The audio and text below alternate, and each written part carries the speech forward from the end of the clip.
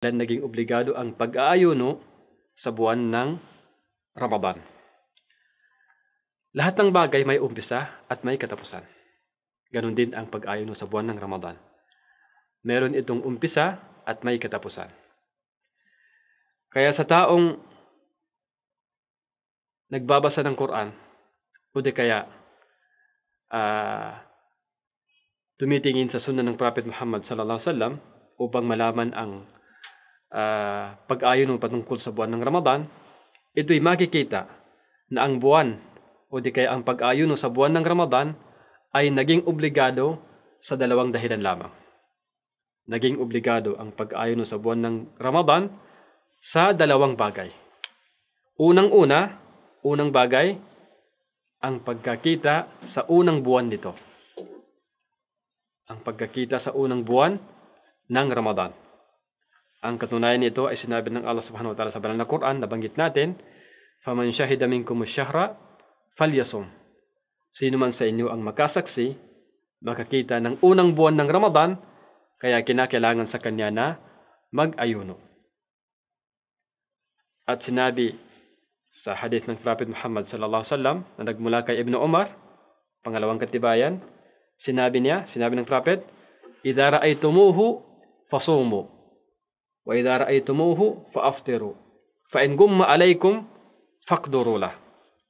Sinabi na dito na kapag nakita niyo ang unang buwan ng Ramadan, kayo ay mag-aayuno.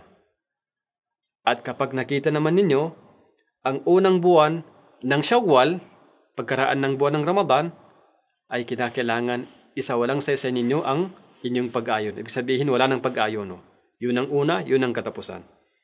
Sinabi niya, "Fa in gumma alaykum faqdurula." Subalit kapag ang buwan na ito ay natakpan ng ulap, kaya hindi makita, kung gayon, ito ay inyong itakda. Ano ang pagtatakda? Itakda ang buwan na ito sa pamamagitan ng pagkumpleto ng 30 araw. Itakda ang buwan sa pamamagitan ng pagbuo ng 30 araw. Ibig sabihin, kapag hindi nakita ang buwan ng Ramadan, unang buwan ng Ramadan, dahil natakpan ng ulap o anumang bagay na hindi makita, ang gagawin ay gawing kumpleto ang buwan ng Sha'ban, ang buwan na sinusundan ng buwan ng Ramadan. So, gagawin itong 30, and then pagkaraan ng 30 araw, unang araw pagkaraan ng 30 ay buwan na ng Ramadan, doon na kinakailangan tayo ay mag-ayono. So, yun ang sinabi ng Prophet Muhammad sallallahu alaihi wasallam na gagawin kapag ang buwan ng Ramadan ay hindi nakita. Pangalawang bagay, ang pagkabuo ng buwan ng Sha'ban ng 30 araw. Kapag naganap na ang buwan ng Sha'ban ng 30 araw, kinakailangan ang unang buwan pagkaraan nito o di kaya ang unang araw pagkaraan nito ay buwan na ng Ramadan. Sapagkat ang buwan na Hijra calendar o di kaya tinatawag na lunar ay hindi maaring lalagpas ng 30. Ibig sabihin wala itong 31, hindi. Either 29, 29, or di kaya 30 lamang. Hindi tulad sa ibang kalendaryo, sa Miladiya na may 31.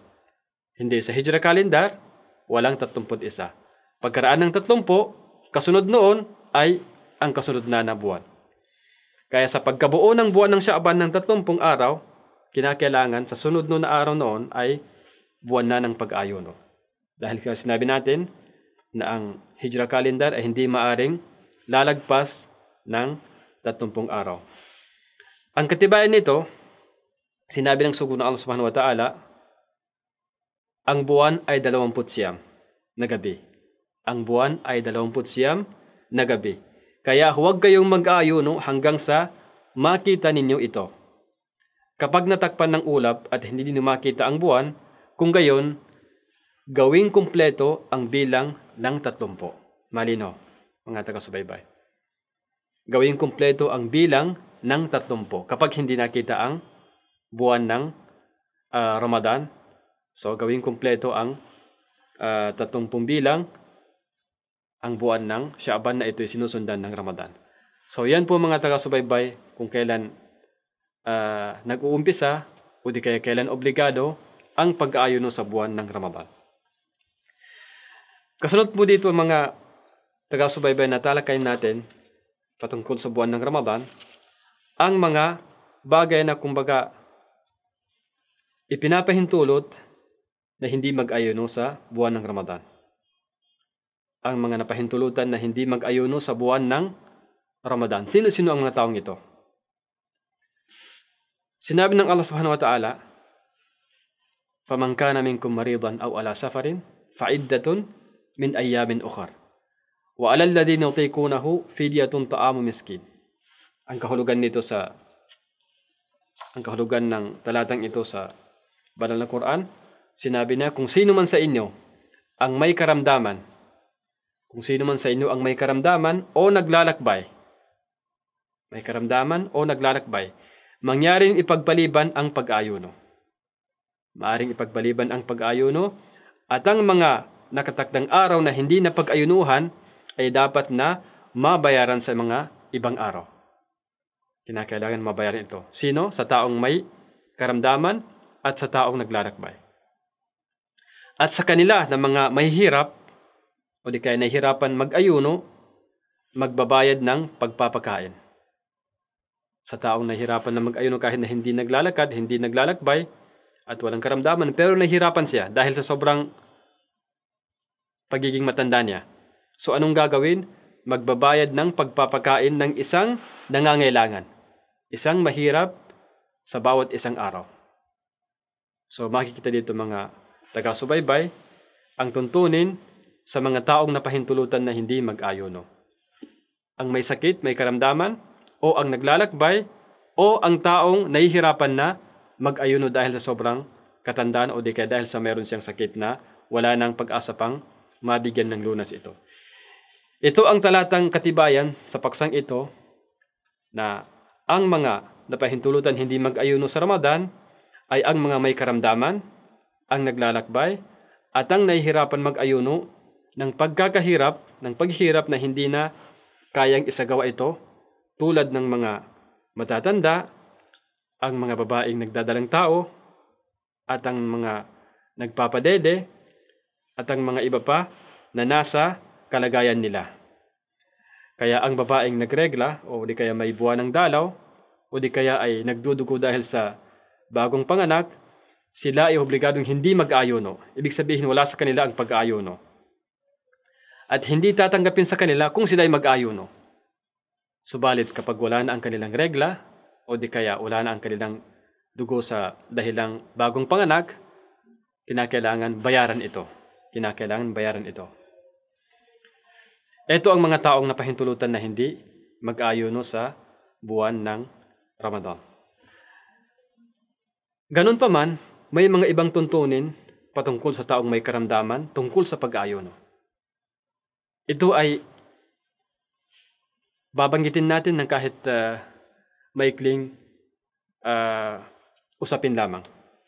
Sa pagkakaroon ng karamdaman, ito'y may mga uri na nagpapahintulot sa kanya na hindi mag-ayuno o di kaya ay mag-ayuno ayon sa susunod na mga kalagayan.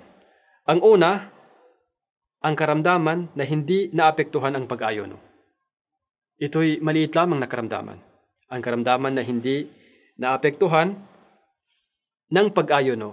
Kapag siya nag-ayuno, ito'y parang wala lamang.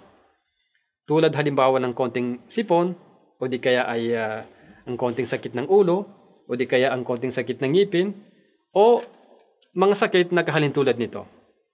So sa ganitong kalagayan ng tao, nararapat sa kanya na mag-ayuno. So hindi lahat ng may karamdaman ay hindi na mag-ayuno. Kapag ang sakit na ito hindi rin nakaka-apekto sa pag-ayuno sa Ramadan, kinakailangan siya ay mag-ayuno. Tulad ng nabanggit natin na konting sipon, konting sakit ng ulo, konting sakit ng ngipin. So kinakailangan sa tao na ito na mag-ayuno. Pangalawang bagay, o di kaya pangalawang uri ng sakit, kapag naging mahirap sa kanya ang pag-ayuno. Subalit hindi naman ito naging dahilan upang siya ay mapipinsala kapag siya ay nag-ayuno. Kapag naging mahirap sa kanya ang pag-ayuno, subalit hindi naman ito nakakapinsala sa kanya.